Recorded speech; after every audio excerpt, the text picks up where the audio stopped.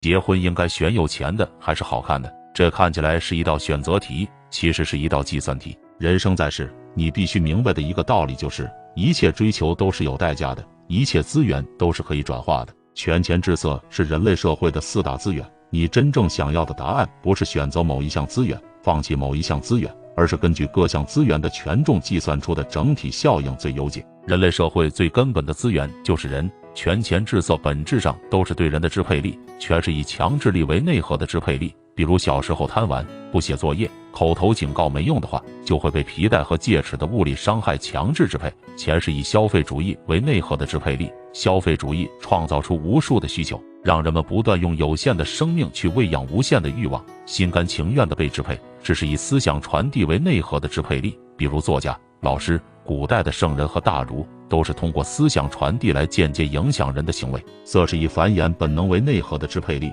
也是优先级最低的支配力。为什么很多上流社会的成功人士并没有娶一个特别漂亮的老婆？因为色对底层来说是稀缺资源，但对上层不是。权力可以扩张，资本可以增值，但质和色的效用就会随着时间不断衰退。所以最理智的做法就是在这2项资源的衰退周期内，尽可能的把它们转化成更高级别的资源。而普通人能获得的最高级别的资源就是钱，所以赚钱就成了大多数人唯一的目标。所以一提到结婚，都是车子、房子、收入，基本上都离不开钱。从资源的角度上来讲，爱一个人的钱确实是最理性的选择，因为你选择一个人的任何其他理由都会被时间摧毁，相貌会变丑，身材会走样，才智会衰退，唯独钱有可能靠着投资行为不断增值。但可惜的是，我们并没有那么理性，严格意义上的理性人只存在于经济学的假说里，所以我们才会纠结。当你纠结要不要和一个人结婚的时候，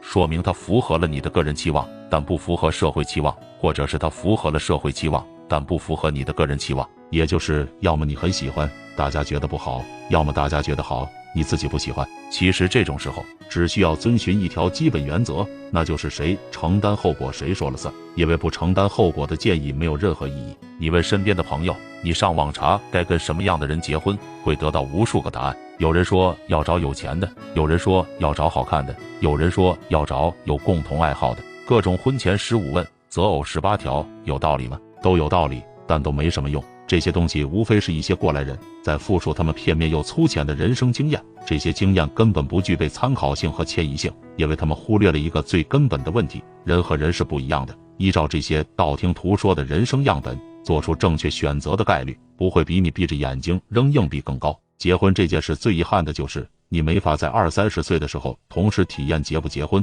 跟谁结婚的每一种人生，你没法像解数学题那样精确地算出所有变量，得到一个确定的最优解。理性可以解决很多问题，但无法解决所有问题，比如艺术，比如爱情，比如人生的意义。理性的边界之外，总有一些事要交给感性，依靠头脑一热去做决策。2个人头脑一热去结婚，其实比深思熟虑、权衡利弊要明智得多。但凡你深思熟虑、权衡利弊，就会发现婚姻是一笔稳赔不赚的买卖。因为人生本来就是一个徒劳抓住很多东西，然后又被迫回到一无所有的过程。你的父母、朋友、孩子、健康都会离你而去，在这场无可避免的下落中，有个人陪着，总归要好受一点。麦琪的礼物里有一个小故事，一对贫穷的夫妻为了给对方准备圣诞礼物，妻子偷偷剪掉长发卖钱，给丈夫买了一个金色的表链，丈夫偷偷卖掉怀表，给妻子买了一把漂亮的梳子。听起来很荒唐，但真正支撑你和一个人走完一生的东西，